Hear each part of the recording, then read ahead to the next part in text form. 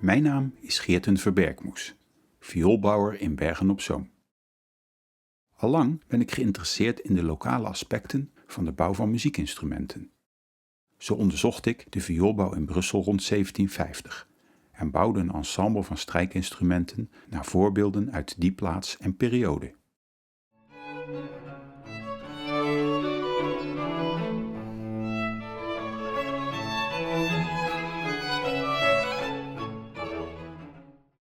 Deze violen en cello werden gebruikt voor een albumopname met Brusselse barokmuziek, die positief werd ontvangen door de internationale muziekpers.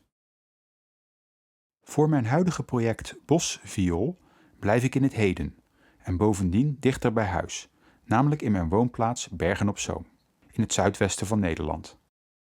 Zou het mogelijk zijn een viool te bouwen met materialen uit de directe omgeving?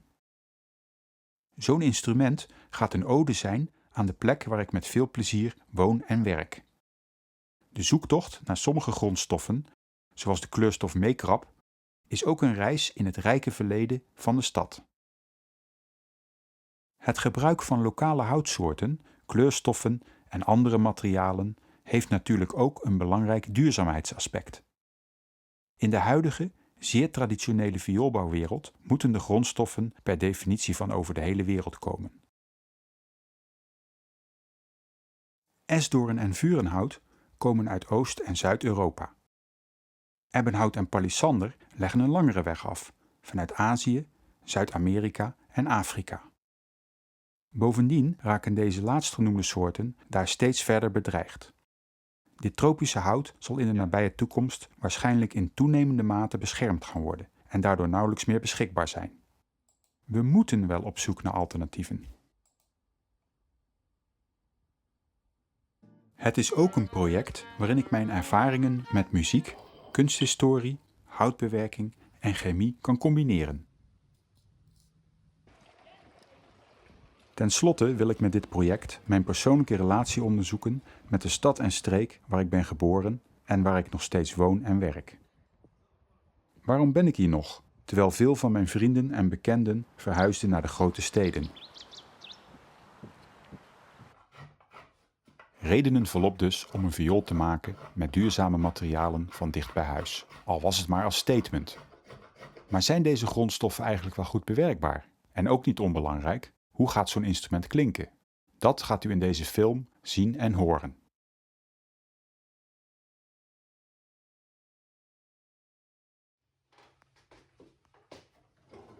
De bouw van de viool van Bergse grondstoffen, kortweg de bosviool, begint met het uitzoeken van het hout voor de hals, het achterblad en de zijrand.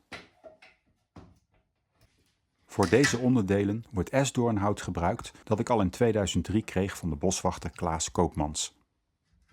De boom die dit hout voortbracht groeide op het landgoed Vrederust en werd omgezaagd in het kader van bosbeheer.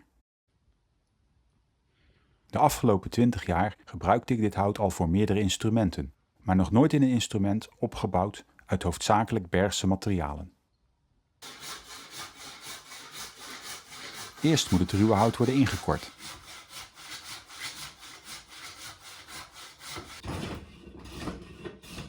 Om vervolgens tot rechthoekige blokken en planken te worden geschaafd.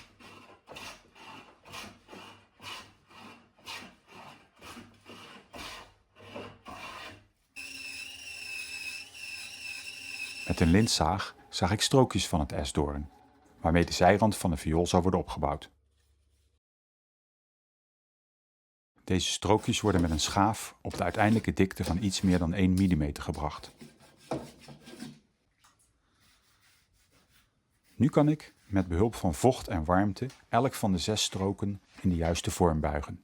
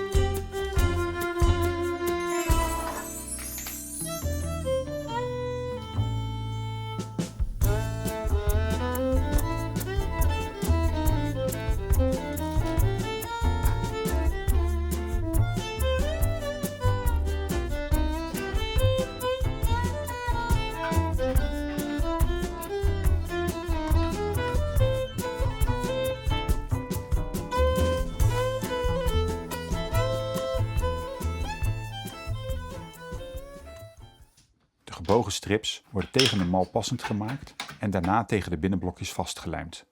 Dan is de zijrand klaar. Voor het achterblad maak ik 2 planken nauwkeurig passend tegen elkaar, om deze delen vervolgens tegen elkaar te lijmen.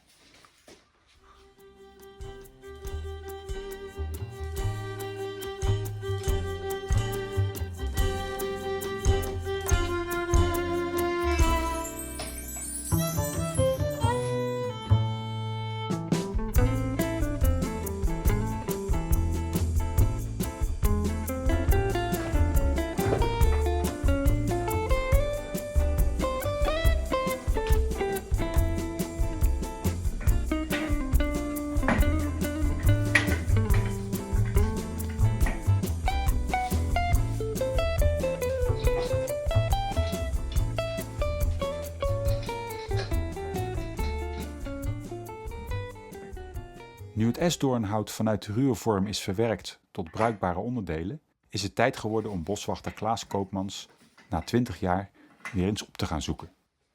Ik ben benieuwd wat hij zich nog herinnert van het vellen van de boom.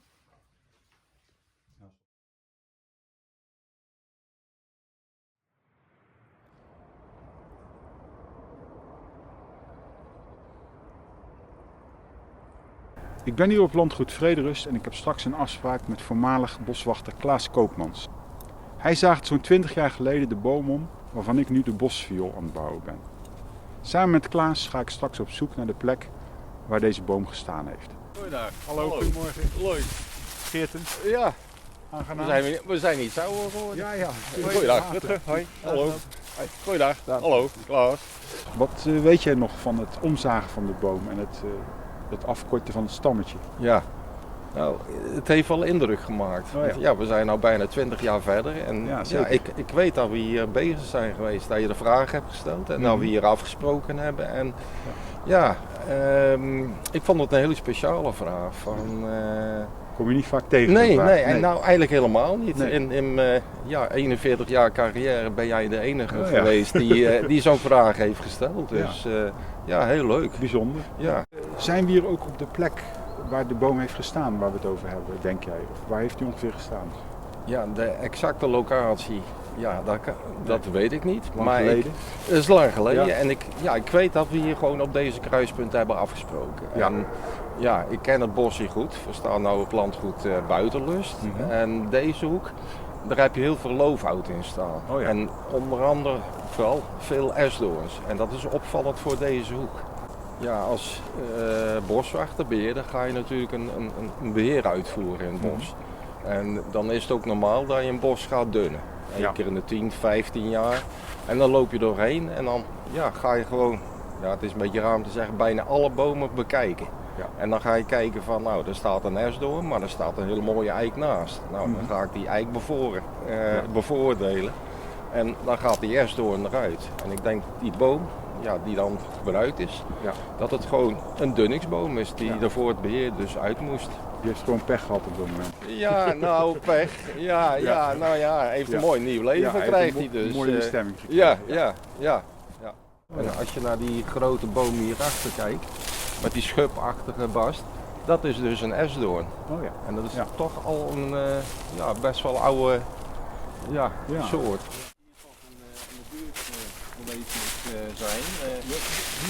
Hier staat ook een esdoorn. Ja, hè? dit Dus is dus ook een esdoorn. Het Ja. is best goed mogelijk dat hij er vlakbij heeft gestaan. En we kunnen even kijken misschien of er nog Ja. iets te vinden is. Nou, ik denk niet dat het stoppen nog zou staan. Want 20 jaar tijd en dan met vocht kan hij gewoon weggerold zijn.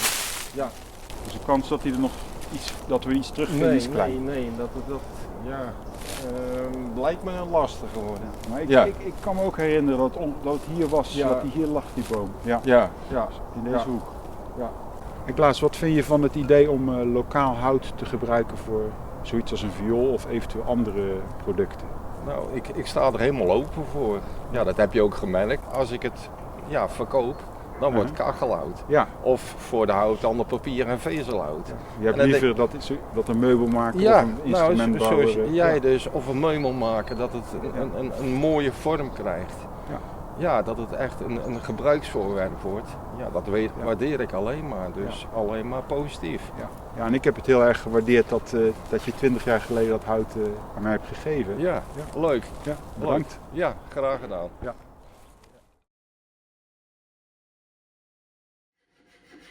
Terug in het atelier begin ik met het achterblad van de viool. Eerst moet de plank esdoorn in de gewenste buitenvorm worden uitgezaagd. Daarna begin ik met het beeldhouden van het gewelfde buitenoppervlak. Dat gebeurt met gutsen en kleine schaafjes.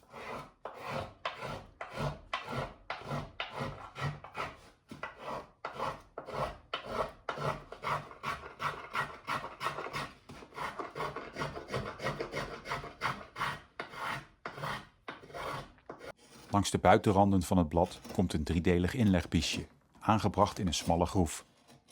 Voor deze inleg gebruik ik onder andere walnootfineer. Dit bruine hout moet eerst zwart gebijtst worden. Hiervoor moet ik op zoek naar galappels, die rijk zijn aan tannine. In het stadspark Kijk in de Pot staan veel eikenbomen en aan die boomsoort groeien nu juist soms schalappels.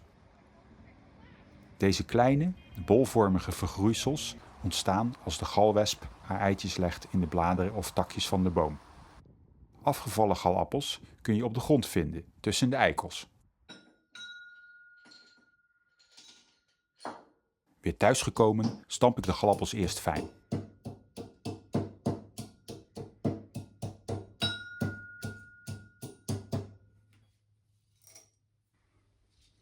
Dan kan het walnootfineer worden ondergedompeld in een warm bad van galappel en een ijzerzout.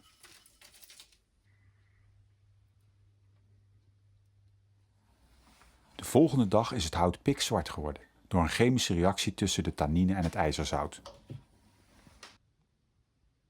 Dit gezwarte fineer verwerk ik vervolgens tot inlegbiezen, die dan weer bestaan uit 3 laagjes: zwart, wit en zwart.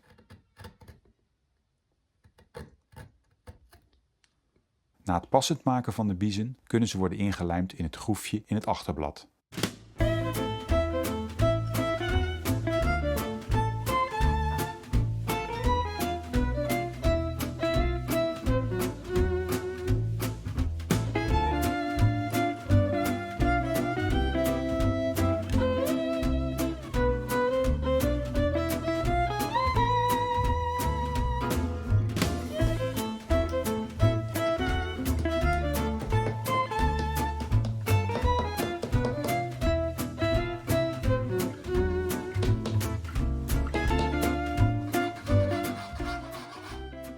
Met een schraapstaal werk ik de buitenwelving af tot een mooie, vloeiende vorm.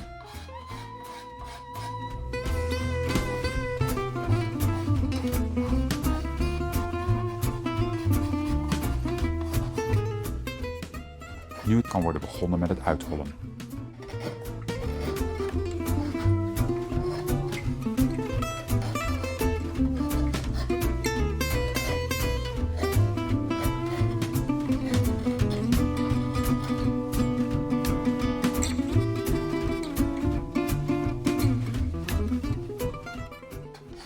Het blad wordt nauwkeurig afgewerkt tot een specifiek diktepatroon.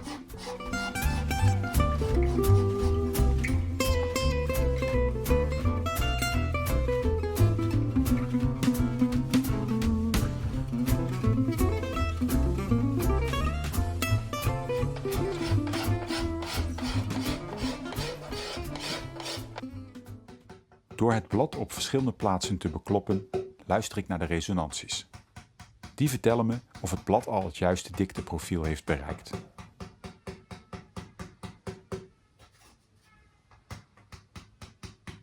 Als dat het geval is, kan het blad op de zijrand worden gelijmd.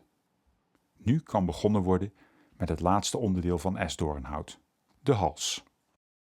Ik heb besloten om de viool een karakteristiek kopje te geven. Er zijn verschillende iconische figuren om uit te kiezen: de zeeridder, Wana, Jan van Glimes of de wildeman. De keuze viel uiteindelijk op de wildeman, omdat zijn baard en bladertooi een uitdaging zijn om uit te snijden. Eerst worden tekeningen gemaakt en oefenkopjes uit klei en hout.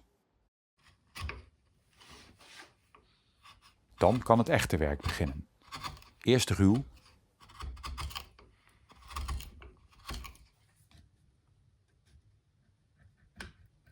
En dan fijn.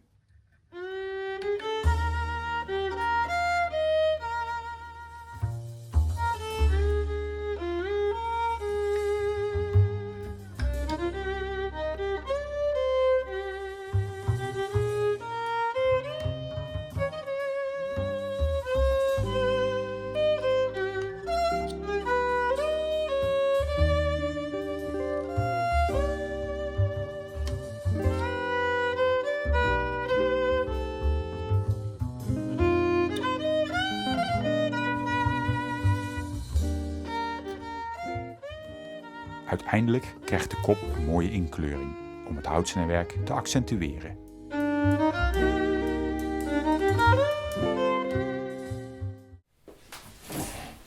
Het bovenblad van een viool wordt altijd gemaakt van vurenhout en ik wist dit stuk vuren machtig uit de regio Bergen op Zoom.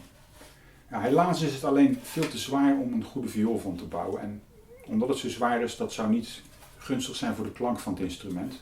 Dus vandaar dat ik toch besloten heb om dit stuk vuren te gebruiken. En dit heb ik gekocht ooit in Italië en het hout is afkomstig uit de Alpen.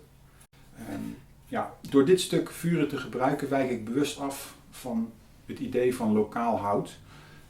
Ik zal in de toekomst wel proberen om nog vurenhout uit de regio Bergen op Zoom te zoeken, wat wel lichter is en bruikbaar. Maar voor dit moment gebruik ik dus dit stuk.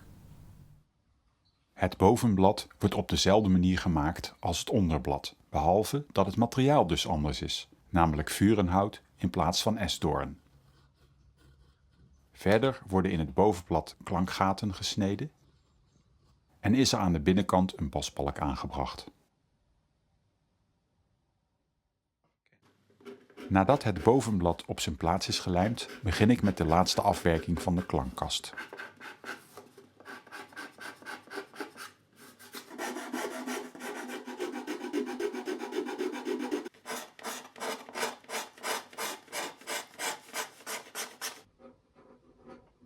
De hals wordt nu aan het instrument gezet door middel van een sterke zwaluwstaartverbinding. Het inpassen is een nauwkeurig klusje.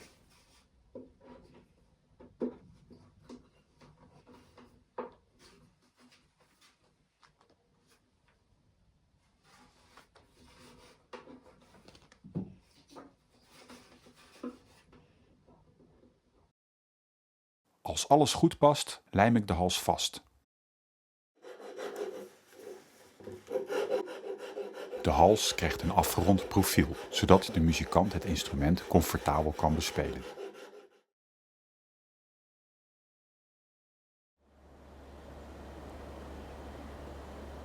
Nu de viool zogezegd in het wit klaar is, kan ik op zoek gaan naar de ingrediënten voor de vernis. De eerste plek waar ik ga zoeken is bosgebied Molenzicht. Daar is bosbeheer toevallig druk bezig met het uitdunnen van het dennenbos. Een mooie kans om dennenaars te verzamelen.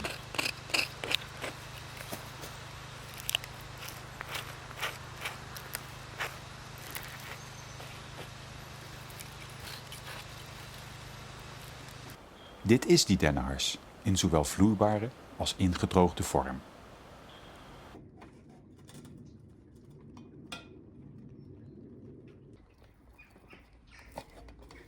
De dennenhars moet eerst worden gezuiverd. Dat doe ik door de ruwe hars te verwarmen en met een zeef de vloeibaar geworden hars te scheiden van de houtresten.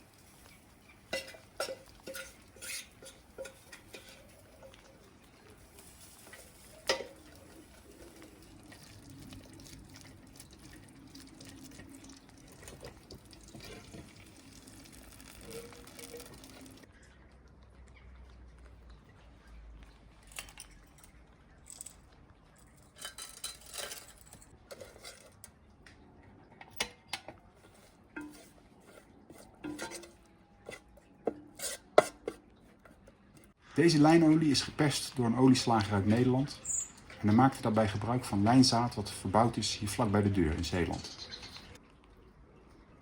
De tweede ingrediënt van de vernis, de lijnolie, wordt afgemeten en verhit tot ongeveer 250 graden Celsius. Bij deze temperatuur komt een polymerisatieproces op gang. waardoor de olie dikker wordt.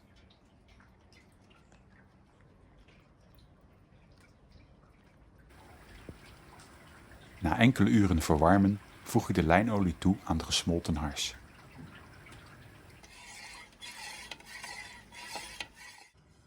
Na nog enkele uren verhitten is de vernis klaar.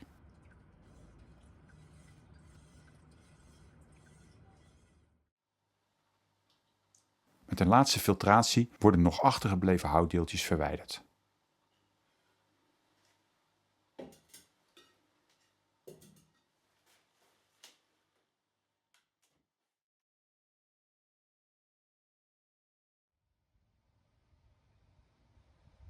Even een paar maanden terug in de tijd.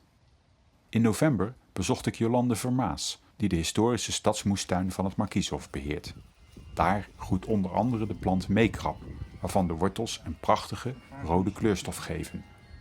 Samen graven we de wortels uit. Dit stuk misschien nog? Of vind je dat zonde voor dit?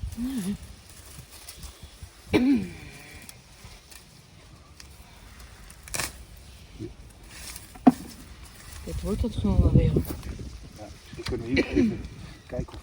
Maar hier zit inderdaad niks meer. Had toch niet heel diep. Nee. Nee.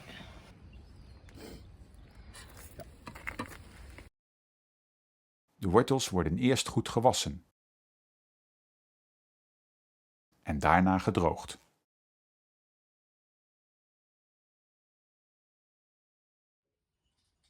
Om het pigment te maken vermaal ik de wortels met een ouderwetse koffiemolen.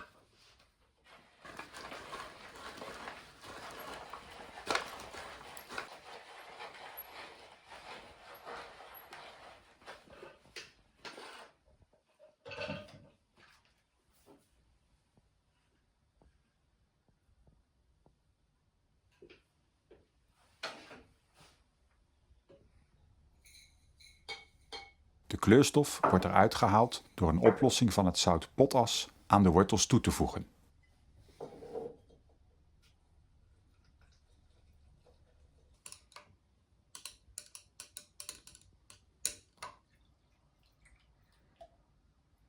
De volgende dag filtreer ik het mengsel en wat er door het filter loopt bevat de rode kleurstof.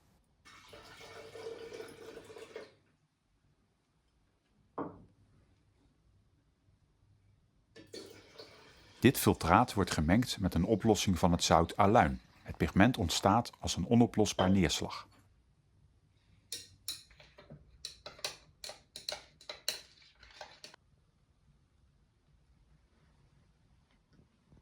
Het neerslag zakt langzaam naar de bodem.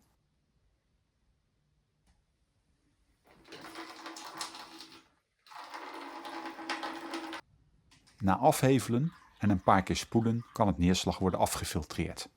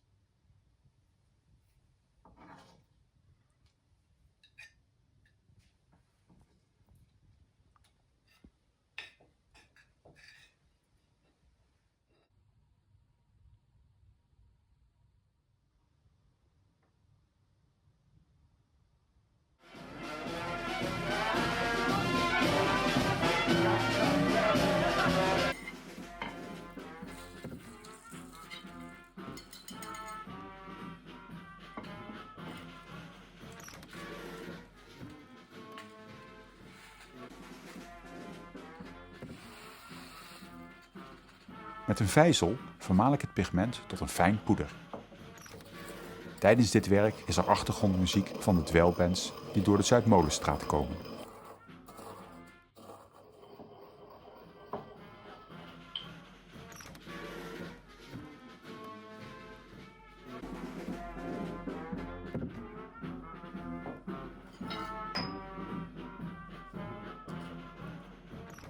Op deze manier heb ik zowel rood meekrappigment als geel wouwpigment gemaakt.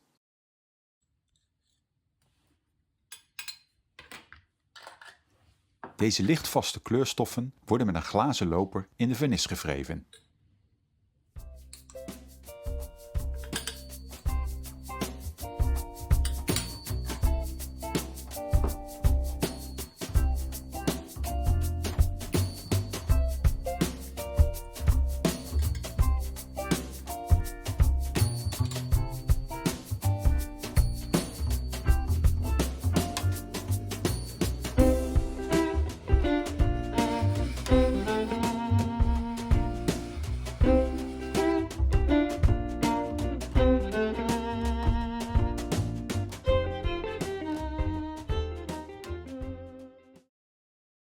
Binnen het bosvioolproject wilde ik absoluut geen tropisch hardhout gebruiken, zoals ebbenhout. Het vinden van een lokaal alternatief was niet makkelijk. Perenhout van een fruitteler uit Ierseke bijvoorbeeld bleek te zacht. Uiteindelijk kreeg ik seringenhout van een oude struik die groeit in een tuin in het centrum. Van die plant kwamen wat dikkere stammetjes vrij tijdens snoeiwerk. Het hout is bijna net zo hard en zwaar als ebbenhout en heeft een heel mooie en grillige tekening. Nou, de seringen, ik vermoed dat die na het bouwen van het huis, ik denk door de familie de Jonge in, wat het zal al zijn, 1928, 1929, is deze sering geplant. Dat is ook vrij dik, dus ik vermoed dat het wel zal zijn. En hij groeit naar het licht en daardoor is hij wat topzwaar geworden. En daardoor dreigde hij op het kunstwerk neer te komen. Dus ik denk van, ik moet hem wat verlichten. En dan heb ik er een stuk afgehaald. Ik weet niet precies meer waar. Ik vermoed dat het toch achter de schutting zit. Toch met zijn eigen stukje nog laten ondersteunen. Oh, ja. Wat grappig genoeg weer opnieuw is aan het beginnen. Ja, hij staat ook mooi in bloei nu, hè? Momenteel. Ja, begint te bloeien. Ja. Ja. En wat vind je van het idee dat het snoeihout gebruikt is in een viool? Ja, dat vind ik waanzinnig. Ik heb begrepen van jou dat het goed hout, dat het juist een goed hout daarvoor was. En dat het nu zit in een lokaal, met lokale materialen. Dat is natuurlijk fantastisch. Dat die uit mijn tuintje een stukje in jouw viool zit, is hartstikke leuk. Ja, en ik dank je hartelijk voor dat je het stuk aan mij hebt gegeven. Hè, Ja. dat ik het mocht gebruiken. Ja. Dank je wel. Ja.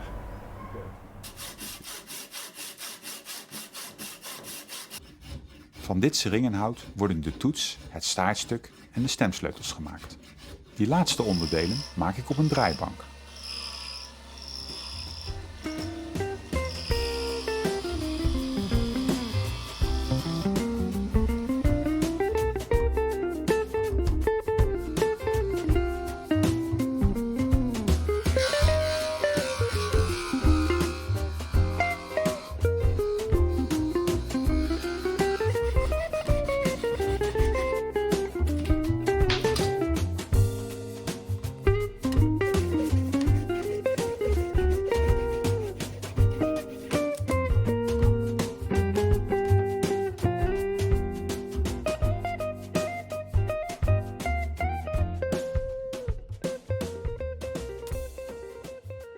In het staartstuk is de afbeelding van een ansjovisje aangebracht, gemaakt van parelmoer.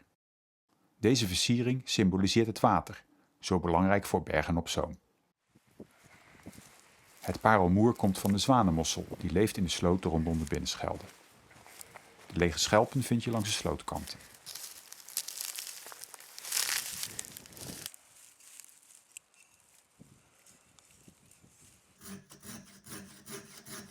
Eerst wordt het inlegje uitgezaagd en bijgeveld. Na het aanbrengen van details is het net een echte ansjovis. Hier de voltooide onderdelen die werden gemaakt met het Bergse seringenhout. Met een van de laatste onderdelen van de viool wil ik ook de geschiedenis van Bergen op Zoom in het instrument verankeren. Het kleine topkammetje wordt namelijk gemaakt van koeienbot, in dit geval afkomstig uit de middeleeuwen. Het been werd gevonden bij archeologische opgravingen aan de Noordsingel.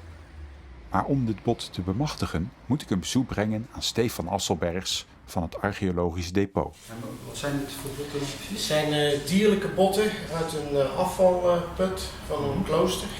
Zo. Ja. Dus die paters die gooiden alles wat ze niet meer in de keuken gebruikten, dat werd allemaal op een hoop gegooid. Dus In welke tijd heb je van over? het klooster heeft bestaan zo van 1450 tot 1560 ongeveer. Oh ja, dus behoorlijk oud. Dus in die 100 jaar. Ja. Ja, en wat is de reden dat ik een stukje mag gebruiken en dat jullie die botten eigenlijk niet meer... We hebben die afvalputten opgegraven, daar hebben we uitgehaald wat we willen bewaren, scherven, soms weer een munt. Ja. Maar met dierlijk afval kunnen we eigenlijk niks mee, kunnen we niet onderzoeken. En het heeft geen belang om een varkenspoot uit 1400 te gaan bewaren. Dus ik mag, deze wil je met een stukje meenemen? Ja, zeker. Nou, bedankt. Ja, veel succes ermee. Ja, bedankt. Eenmaal terug thuis kan ik uit het middeleeuwse been de topkam zagen.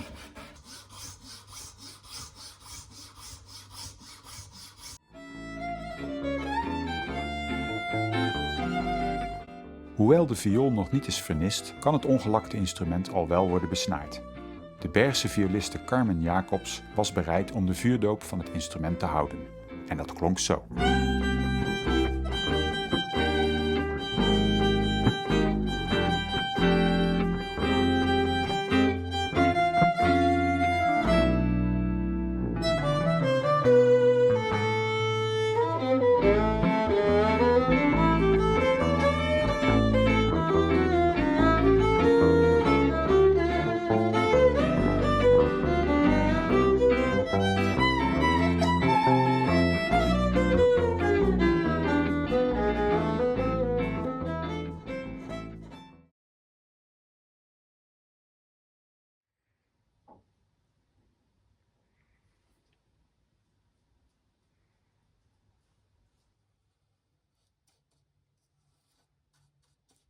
Nu is het tijd voor het vernissen van de viool. Daarvoor gebruik ik natuurlijk de vernis en pigmenten gemaakt van ingrediënten van Bergse bodem. Hier wordt de laatste kleurlaag aangebracht.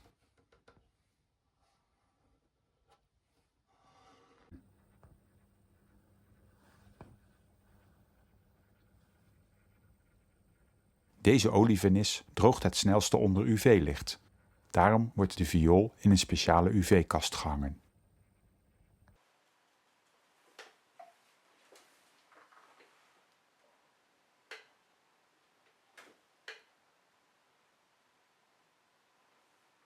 Als de vernis helemaal is gedroogd, kan de toets worden opgelijmd.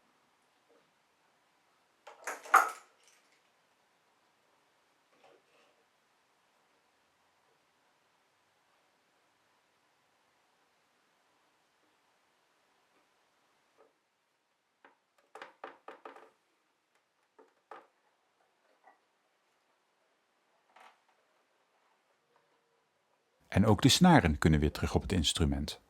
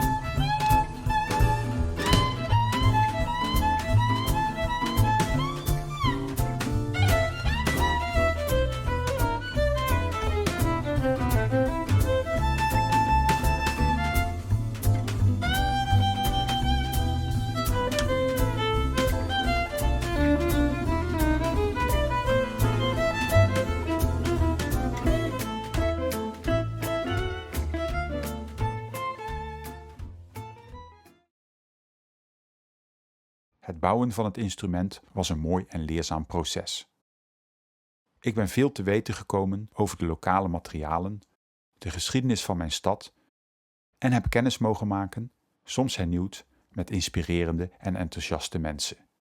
Het was bijzonder om te ervaren dat de meeste onderdelen van een viool gemaakt kunnen worden met materialen van naast de deur.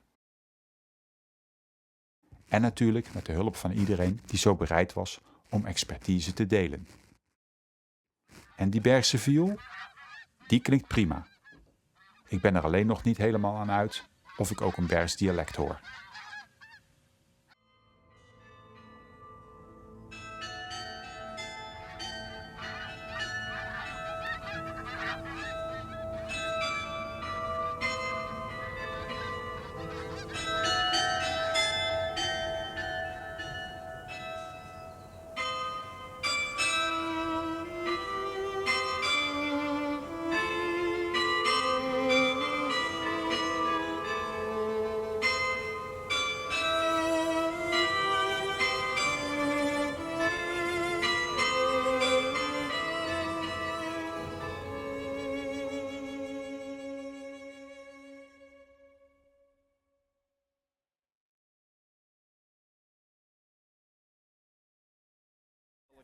Het mooiste is, het kan best zijn dus dat hij ernaast heeft gestaan en weg is gezaagd en ja, Esdoorn is wat zachter hout, dus het kan best zijn dat hij na 20 jaar gewoon die stop eigenlijk weg is gerot. Dus, We kunnen misschien nog even kijken of iets vindt. Ja, de kans is klein zeg jij. Ja, Maar heel klein. wat zie je nu, die streep erop? Nee. Oh.